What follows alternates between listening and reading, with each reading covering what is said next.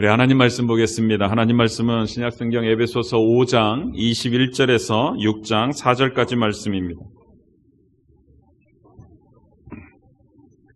에베소서 5장 21절에서 6장 4절까지 우리 세 번역으로 다 함께 봉독하겠습니다. 봉독합니다. 여러분은 그리스도를 두려워하는 마음으로 서로 순종하십시오. 아내되니 여러분 남편에게 하기를 주님께 하듯 하십시오. 그리스도께서 교회의 머리가 되심같이 남편은 아내의 머리가 됩니다. 바로 그리스도께서는 몸의 구주이십니다. 교회가 그리스도께 순종하듯이 아내도 모든 일에 남편에게 순종해야 합니다. 남편 되니 여러분 아내를 사랑하기를 그리스도께서 교회를 사랑하셔서 교회를 위하여 자신을 내주심 같이 하십시오.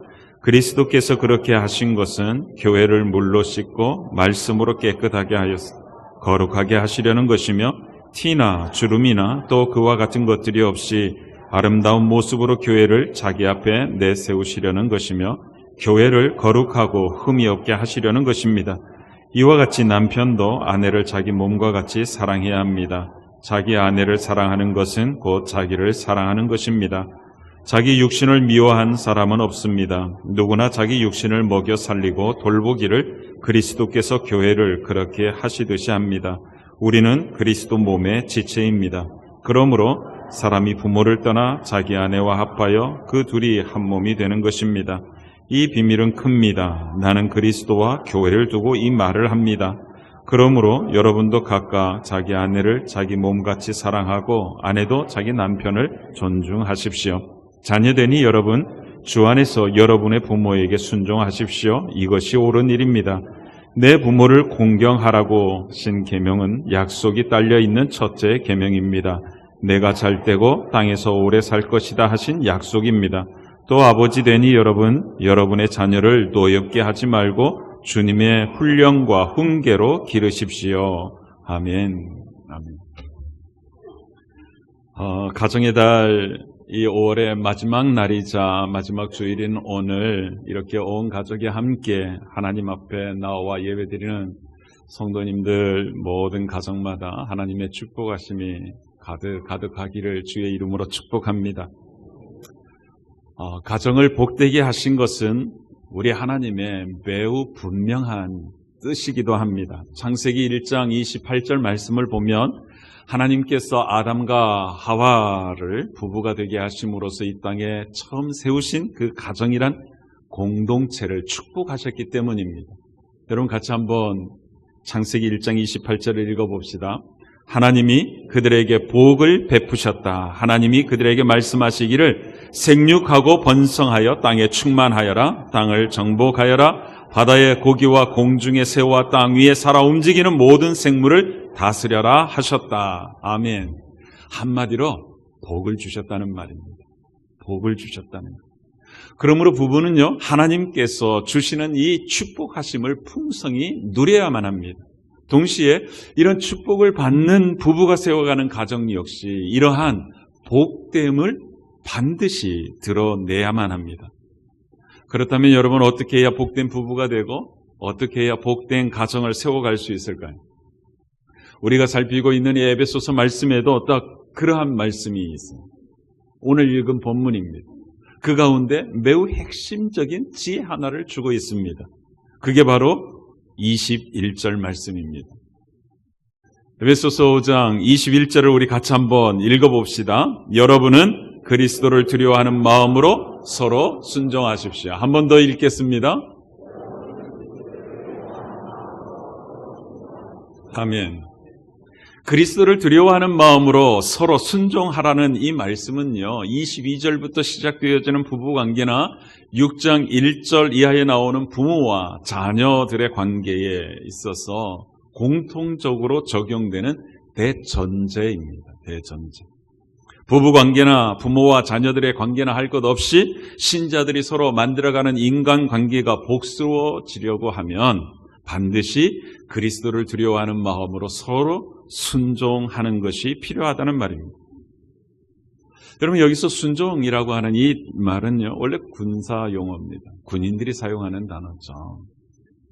근데 군대에서 순종한다는 이것을 굴욕적으로 이해하지는 않습니다. 상관의 계급, 그리고 그 지위와 직분에 대한 권위를 인정하고 존중하는 그냥 마땅한 태도일 뿐입니다. 여러분, 이러한 사실을 염두에 두고 21절 말씀을 읽어보면 복된 관계를 만들어 가는데 왜 서로 순종함이 필요한지를 깨닫게 됩니다. 복된 관계를 만들기 위해서는 그 무엇보다 먼저 서로가 상대방을 인정해주고 존중해주는 것이 필요하다는 이야기입니다. 하지만 보통 순종하라 그러면 상명하복이라는 개념이 머릿속에 들어와 있어서 매우 불편해합니다. 그래서 순종이라는 말, 복종이라는 말 이 자체를 거부하고 꺼려하죠. 특별히 민주주의 사회에서 살고 있는 우리들에게는 더욱더 그렇습니다. 너나 없이 똑같이 평등한데 무슨 순종이냐 뭐 이러는 거죠. 맞습니다. 우리는 다 평등합니다. 우리는 다 평등한 사람입니다. 신앙 안에서도 마찬가지입니다. 다 같은 하나님의 자녀들입니다. 차등이 없습니다. 그래서 서로 순종하라고 말씀하신 거예요. 서로 순종해야 하는 것입니다. 우리는 다 같은 하나님의 자녀이기 때문에 상대방을 무시하면서 그 상대방을 내 발 밑에 두려고 하는 것이 아니라 서로가 먼저 상대방을 존중하고 상대방 아래에 나 자신을 두려고 할 때에 그들이 맺어가는 관계는 복될 수밖에 없다는 이야기인 것입니다. 서로가 존중해 줄 때 그들이 서로 빚어가는 관계는 복될 수밖에 없다는 거죠. 하지만 서로 무시하고 압제하려고 할 때 그 관계는 깨질 수밖에 없습니다. 그래서 주님께서는 서로 순종하라고 말씀하시는 거예요. 서로가 먼저 자신을 상대방 밑에 두라는 것입니다. 서로가 먼저 상대방을 인정하고 존중해 주라는 말입니다. 그렇게 서로 순종하는 동기가 뭔가? 그리스도를 경외하기 때문이어야 한다는 것입니다. 주님을 경외하기 때문에 주님께서 명하신 그 말씀 그대로 순종하는 것입니다. 여러분, 이것이 서로 순종해야 하는 유일한 이유입니다. 주님을 경외하기 때문에 서로 순종하는 것입니다. 사실 우리들은요, 그리스도 안에서 한 몸 한 지체가 되었습니다. 그러므로 경외를 한다면, 예수 그리스도를 진정으로 경외한다면 그리스도의 몸을 귀하게 여기는 것이 마땅합니다. 그리스도의 몸을 이루고 있는 지체들을 서로 존중하고 서로 필요한 존재로 받아들이는 것 너무나 당연합니다. 그렇게 서로 존중하며 서로 인정하며 살아가는 것, 그것을 그리스도를 경외하는 삶이라고 이야기하는 것입니다. 사랑하는 성도 여러분, 이제 순종하라, 복종하라 이 말에 대한 거부감이 좀 사라지셨죠? 그렇다고 한다면 그리스도를 두려워하는 마음으로 서로 순종하라 하신 이 말씀을 우리 삶 속에 어떻게 구체적으로 적용해야 할지에 대해서 살펴보아도 될 것 같습니다. 우선 부부 관계를 살펴보시죠. 사실 부부 사이의 관계가 복되지 않고서는 절대로 행복한 가정을 만들어갈 수가 없습니다. 부부가 가정 기초가 되기 때문이죠. 그래서 부부 관계에도 그리스도를 두려워하는 마음으로 서로 순종하라 하신 이 말씀을 반드시 적용해야 한다고 오늘 하나님의 말씀은 우리에게 가르쳐주고 있는 것입니다. 먼저 아내에게 뭐라고 말씀하시는지 22절 말씀을 같이 한번 읽어보시죠. 함께 읽습니다. 아내되니 여러분 남편에게 하기를 주님께 하듯 하십시오. 진짜 자매들만 한번 읽어볼까요? 다시 한번 읽겠습니다. 아내되니 여러분 남편에게 하기를 주님께 하듯 하십시오. 아멘. 여러분 보십시오. 남편에게 하기를 주님께 하듯 하라고 이야기합니다. 여러분 신앙생활을 하면 모든 신자들이 자연스럽게 예수님께 주님이라고 고백합니다. 그렇죠? 주님. 예수님이 내 인생의 주인이라는 고백인 것입니다. 예수님께서 내 인생의 구세주가 되시고 내 인생의 주인이 되시고 내 인생의 왕이 되시기 때문에 우리는 언제나 기꺼이 주님 말씀에 순종하려 합니다. 여러분들 가운데 주님께 순종하면서 기분 나쁘다 그런 생각하시는 분 안 계시죠? 아마 한 분도 안 계실 것 같아요. 상명하복 이런 생각이 든다든지 억지로 하면서 괜히 억울하다 이런 마음 드는 그런 성도님들이 우리 교회는 한 분도 안 계실 것 같습니다. 오히려 주님의 뜻에 온전히 순종하지 못하는 자신을 탓하고 부끄러워하고 안타까워하는 줄 믿습니다. 정말 다음에 더 순종해야지 이렇게 결단하며 하나님 앞에 서는 줄 믿습니다. 여러분, 이런 마음이 정상적인 신자의 모습이기도 합니다. 남편에게도 그런 마음, 그런 태도로 하라는 이야기인 것입니다. 남편을 세워주고 남편을 존중해주고 남편을 존경하라는 이야기입니다. 매우 의지적으로 그렇게 하라는 것이죠. 여러분, 의지적으로 하라는 그것은 결국 사랑한다는 말과 같습니다. 남편을 진짜로 사랑하라는 주님의 말씀인 것입니다. 그렇게 하는 것이 하나님께서 기뻐하시는 뜻이라는 사실을 교회와 그리스도의 관계성을 가지고 우리에게 이야기해주고 있습니다. 그 이야기가 23절, 24절인 거예요. 같이 한번 읽어보시죠. 그리스도께서 교회의 머리가 되심과 같이 남편은 아내의 머리가 됩니다. 바로 그리스도께서는 몸의 구주이십니다. 교회가 그리스도께 순종하듯이 아내도 모든 일에 남편에게 순종해야 합니다. 아멘. 저는 보십시오. 예수 그리스도께서 교회의 머리가 되시고 우리는 그 머리에 붙어 있는 지체가 되었습니다. 그래서 우리는 예수님께 주님이라고 고백드리는 것입니다. 교회의 머리 대신 주님을 사랑합니다. 철저하게 순종하려고 애씀을 통해서 주님을 향한 우리의 사랑을 드러냅니다. 주님을 위해서라면 죽기까지 순종하려 합니다. 지난 2000년의 교회의 역사가 우리에게 그걸 보여주는 것입니다. 교회는 주님을 위해서 죽기까지 순종합니다. 여러분, 이게 신앙입니다. 이와 마찬가지로 하나님께서 남편을 아내의 머리로 세우셨다는 이야기입니다. 그러니 남편의 권위를 인정하라는 것이죠.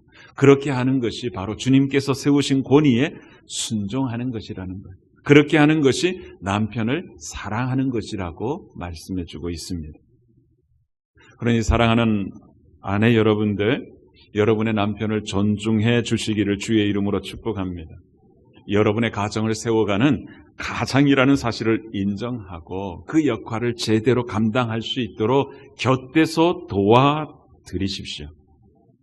그렇게 곁에서 도와드리는 그것을 놓고서 우리 하나님께서는 돕는 배필이라고 말씀하셨습니다. 그걸 진짜 사랑이라고 말씀하셨어요. 그런 진짜 사랑으로 여러분 남편을 세워주고 여러분의 가정을 복된 가정, 행복한 가정으로 세워가기를 주의 이름으로 축복합니다. 그렇다면 이제 남편에게는 뭐라고 하는지 주의 말씀 한번 들어보시죠. 25절입니다. 함께 봅니다. 남편 되니 여러분 아내를 사랑하기를 그리스도께서 교회를 사랑하셔서 교회를 위하여 자신을 내주심같이 하십시오. 아멘. 이번엔 형제들만 한번 같이 읽어보시죠. 함께 봅니다. 남편 되니 여러분 아내를 사랑하기를 그리스도께서 교회를 사랑하셔서 교회를 위하여 자신을 내주심같이 하십시오. 아멘. 여러분 보십시오. 남편에게는 아내를 사랑하라고 이야기합니다. 입술로만 여보 사랑해 이렇게 해서 다 된다고 말씀하지 않으세요. 그리스도께서 교회를 사랑하셔서 교회를 위하여 자신을 내주심같이 사랑해야 한다고 합니다. 여러분 우리 주님께서 교회를 얼마나 사랑하셨는지 아시죠?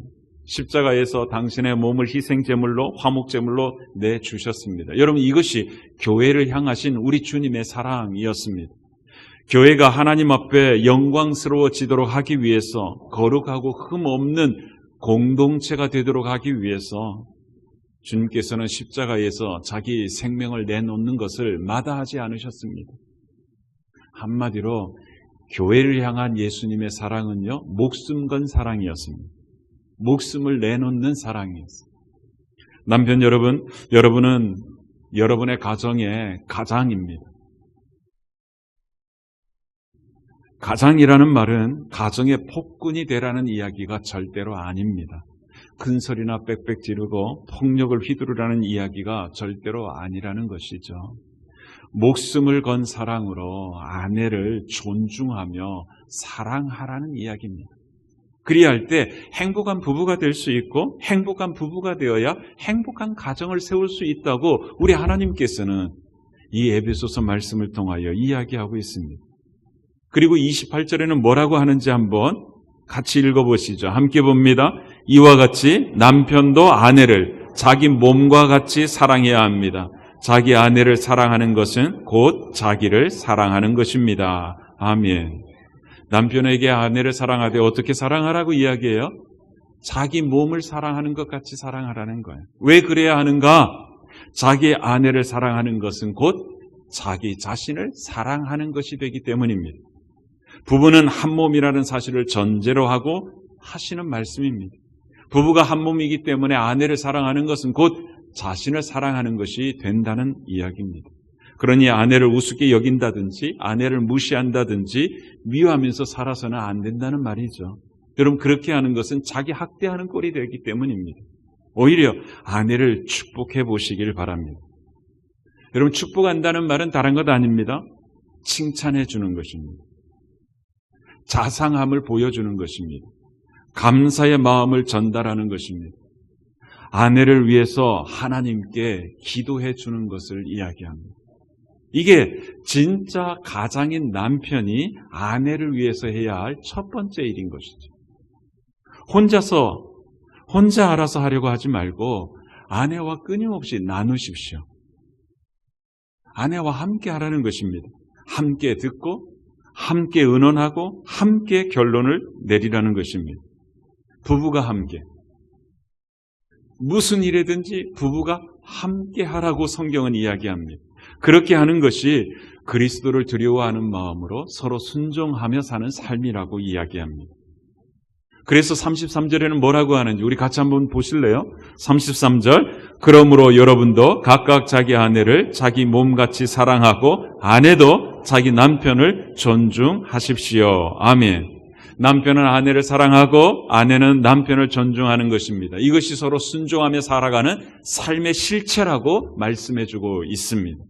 아내는 남편을 존중하고 남편은 아내를 사랑하게 될 때 행복한 부부로 그렇게 행복한 가정을 만들어갈 수 있다는 것입니다.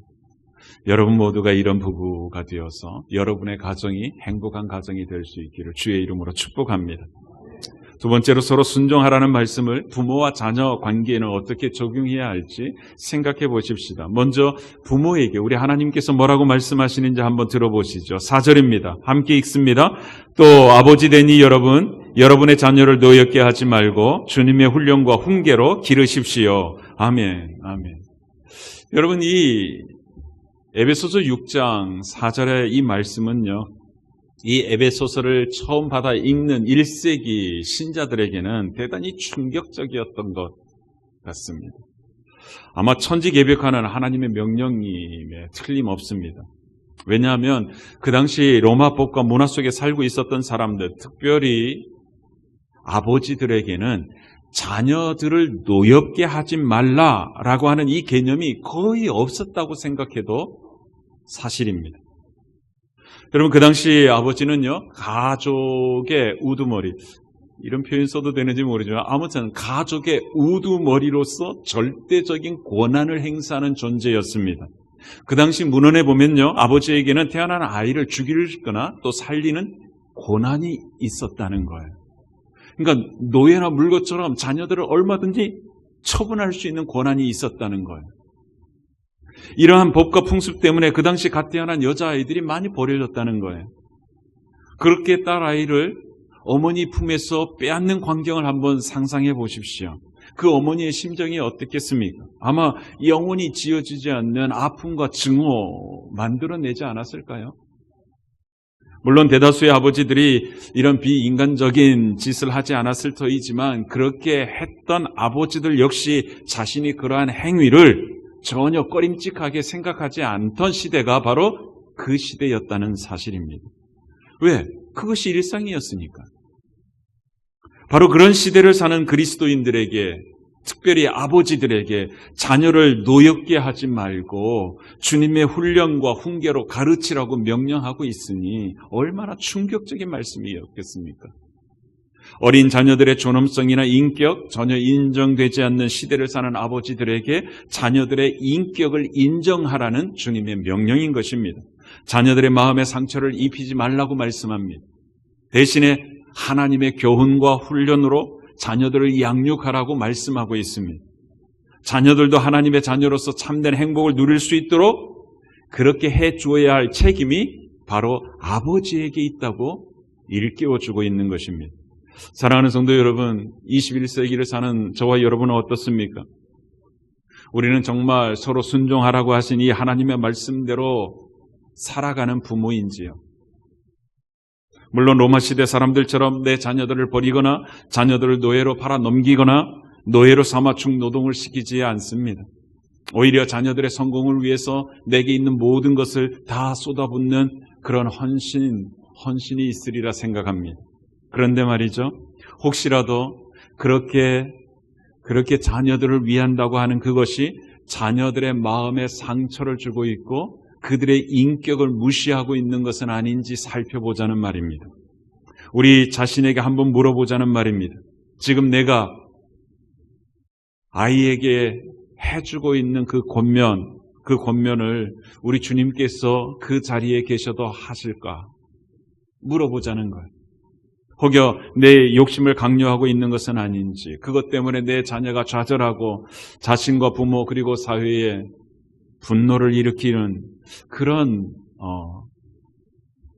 결과를 빚고 있지는 않는지 물어보자는 것입니다. 분명히 우리 하나님께서는 부모에게 주님의 훈련과 훈계로 가르치라고 이야기합니다. 여기서 훈련이라고 하는 것은요, 본을 보여서 인도한다는 말입니다. 그리고 훈계라는 것은 말로서 자녀를 훈련시킨다는 이야기입니다. 여러분, 이 두 단어만 살펴보아도 우리의 자녀들을 어떻게 양육해야 하는지 충분히 알 수 있을 것입니다.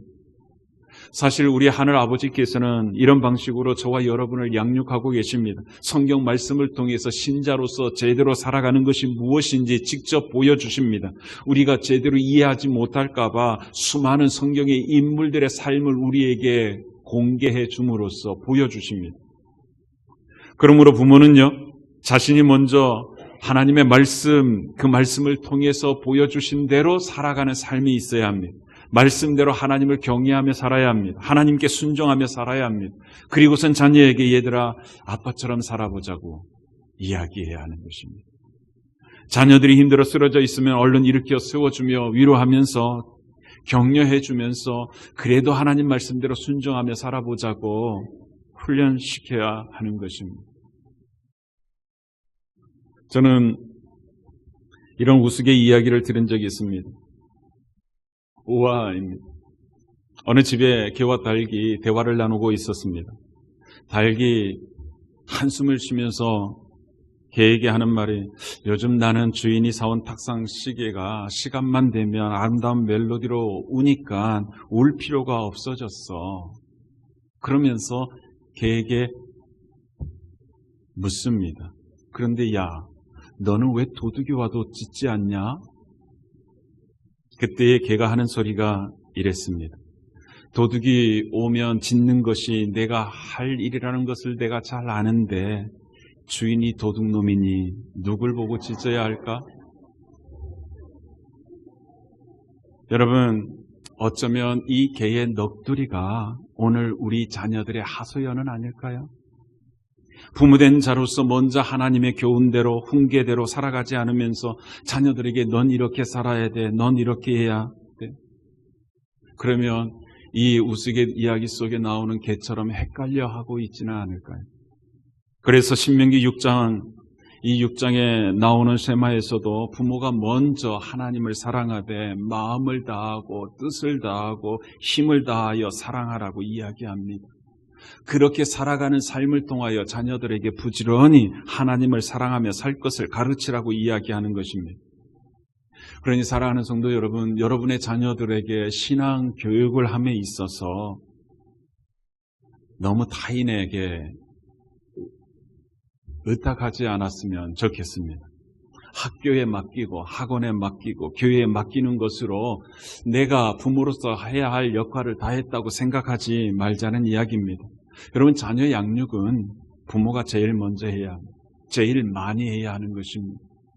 특별히 신앙생활에 대해서도 타인에게 맡기지 마시고 여러분이 직접 본을 보이며 직접 훈련시키는 부모가 되시기를 주의 이름으로 축복합니다. 그러면 자녀들에게는 서로 순종하라는 말씀을 어떻게 적용하고 있는지 한번 보시죠. 여러분, 에베소서 6장 1절에서부터 3절까지 말씀 같이 한번 읽어보십시다. 자녀되니 여러분, 주 안에서 여러분의 부모에게 순종하십시오. 이것이 옳은 일입니다.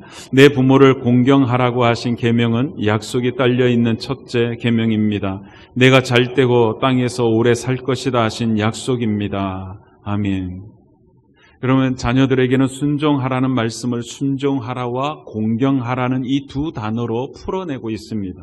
우선 순종하라는 말은 지위와 권위를 존중해서 따른다는 의미가 있다는 것은 이미 우리가 살펴봤습니다. 이런 맥락에서 순종하라는 말씀은 하나님께서 부모님께 주신 권위를 인정하고 그 권위 아래에서 부모님의 하시는 말씀에 귀를 기울여 들어야 한다, 그 이야기인 것이죠.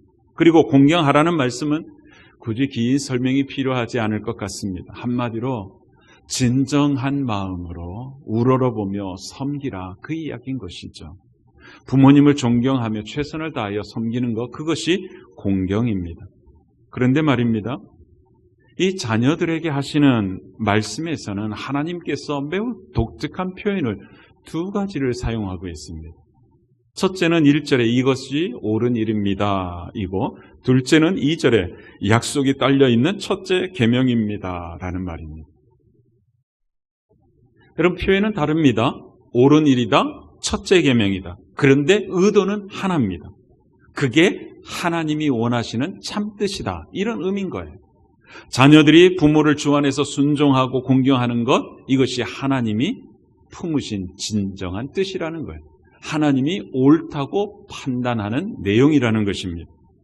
자녀들이 부모를 주 안에서 순종하고 공경하는 것은 축복을 약속하실 만큼 하나님이 간절히 바라고 원하는 내용이라는 이야기입니다. 사랑하는 성도 여러분, 복된 가정을 만들고 싶으시다면 부모님께 순종하시기를 주의 이름으로 축복합니다. 동시에 공경하시기 바랍니다. 특별히 하나님의 자녀이기 때문에 더욱더 부모님을 공경하고 순종해야 합니다. 우리 예수님께서 그렇게 사셨다고 기록하고 있습니다. 여러분, 누가복음 2장 51절 말씀을 보면요, 예수는 부모와 함께 내려가 나사렛으로 돌아가서 그들에게 순종하면서 지냈다. 예수의 어머니는 이 모든 일을 마음에 간직하였다. 보십시오. 우리 예수님께서도 이 땅에 사시는 동안 부모님께 그러했습니다. 주님께서 순종하며 지내신 이유는 부모님께 순종하고 공경하는 것이 하나님의 뜻이었기 때문입니다. 부모님께 순종하고 공경하는 모습을 얼마나 보고 싶으셨든지 우리 하나님께서는 너무나 당연한 의미임에도 불구하고 내가 땅에서 잘되고 오래 살 것이라는 언약을 주셔요. 사랑하는 성도 여러분, 부모님께 순종하고 공경하는 삶을 통해서 여러분의 가정을 정말로 복되게 하시고 점점 더 행복하게 만들어 가시기를 주의 이름으로 축복합니다. 아주 오래전에 박한규 목사님께 받아보았던 영상 하나가 이 설교를 준비하면서 기억이 났습니다. 그래서 카톡을 막 뒤졌습니다. 그랬더니 21년도 5월 8일 낮 12시 34분에 목사님이 저에게 보내준 영상 하나가 있어요. 어느 집회의 강연자가 들려준 이야기 한 대목인데, 이 설교를 준비하면서 다시 보았습니다. 다시 보아도 가슴이 먹먹했습니다. 그 내용은 이런 내용입니다. 머리가 하얀 70세가 넘어 보이는 어느 장로님이 계셨습니다. 그 장로님이 장가간 아들에게 전화를 거셨습니다. 아버지, 왜 전화하셨어요? 무슨 일 있으세요? 아니야, 무슨 일이 있기는. 그런데 왜 전화하셨어요? 아니, 다른 게 아니고 말이지. 사실은 있잖아, 내가 너를 사랑한다고. 아버지, 뭐라고요? 지금 뭐라고 그러셨어요? 내가 너를 사랑하는데 말이야. 그랬더니 아들이 아무 대답이 없더래.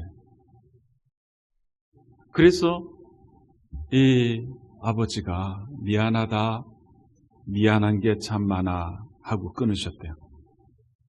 그리고 3시간 있다가 며느리에게 전화가 왔다는 거예요. 아버님, 제 남편에게 뭐라고 그러셨어요? 뭐라고 하셨길래 저렇게 방에 들어가 1시간을 울고 있을까요? 이 이야기를 통해서 그분이 하려고 했던 이야기는 다른 게 아니었습니다. 관계를 회복해야 한다는 이야기. 그러기 위해서 먼저 표현을 하자고 이야기하는 것이었습니다. 고마워, 너가 내 아들이어서, 너가 내 딸이어서. 고맙습니다, 제 아버지여서, 제 어머니여서. 사랑하는 성도 여러분, 이제 우리도 실제로 이런 고백하며 살아보십시다. 지금까지 복된 가정을 만드는 원리를 제대로 알지 못해서 우리 가정을 복된 가정으로, 복된 가족 관계로 만들지 못했던 것을 하나님 앞에서 인정하고 서로에게 서로 미안하다고 그래 보자는 것입니다. 서로가 서로에게 새롭게 시작해보자고 이야기해보자는 것입니다. 남편은 아내를 자신 몸처럼 사랑하고 아내는 남편을 존경함으로써 행복한 부부가 되어보자고 서로 다짐해보자는 것입니다. 부모는 자녀를 존중하여 줄 뿐만 아니라 주의 교훈과 훈계로 양육하고 자녀는 부모에게 순종하고 공경함으로써 정말로 복된, 정말로 행복한 부모와 자녀 관계를 만들어 보자는 말입니다. 그렇게 우리가 1번, 2번 실천하다 보면 세월이 흐르면 흐를수록 더욱더 따뜻하고 더욱더 행복한, 더욱더 복된 가정이 되어 있을 줄 믿습니다. 정말 점점 더 푸르러지고 아름다워가는 나무 숲처럼 저와 여러분의 가정도 그렇게 점점 더 아름답고 행복한 가정이 될 수 있기를 주의 이름으로 축복합니다. 기도하겠습니다.